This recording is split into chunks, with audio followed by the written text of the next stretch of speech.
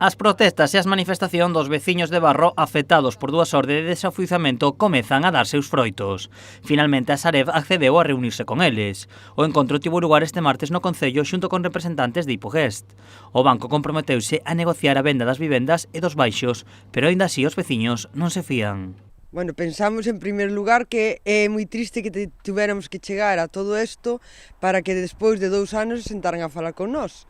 Porque durante 2 anos nós intentamos por todos os medios comunicarnos con eles nunca nos coitaron, co cal é triste que tenemos que chegar a isto, pero bueno, despois desto sentímonos un pouco máis aliviados, pero cunha certa prudencia, porque, bueno, mentras non hai papeles non vamos a fiarnos.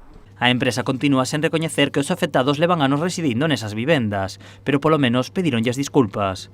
Para eles é un paso adiante. No, eles non recoñecen eso, eles recoñecen que a xustiza non nos dou a razón. O que pasa que non tamén lle rebatimos porque temos varios procesos abertos que sí que podemos ter a razón.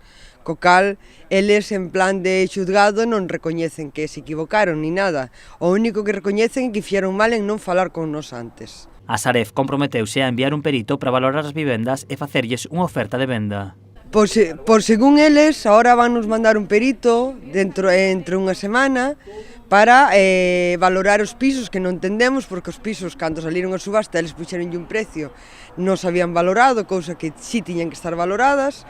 Entonces, o que van facer agora é valorar os pisos por dentro, porque nunca entraron aos nosos inmuebles, e despois sentarse a falar cunha oferta. A veciñanza teme que a oferta sexa máis alta do normal, pero no caso de que iso aconteza, advirten que continuarán a vía xudicial. Claro, pero nós tamén temos unha opción, temos ahora mismo tamén no xudgado unha opción de retrato polo precio que compraron eles, entonces eles tamén o saben que se nos poñen unha oferta moi alta, vamos a seguir polo xudgado e podemos ganar esa sentencia. A veciñanza agradece o apoio recibido por numerosos veciños e partidos políticos de toda a contorna, entre eles o Concello de Barro e a subdelegación do Goberno, e lamentan que a Xunta non se puxese en contacto con eles.